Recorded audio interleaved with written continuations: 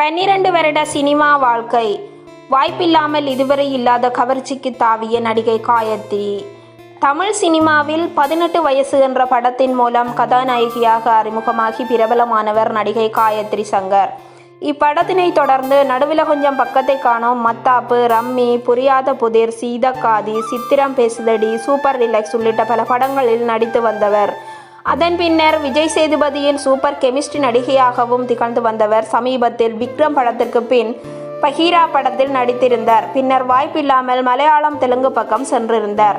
எப்போதும் அடக்க உடக்கமான கிராமத்து நடிகையை போல இருந்து வந்த காயத்ரி சமீப காலமாக கிளாமர் ரூட்டுக்கு மாறியிருக்கிறார்.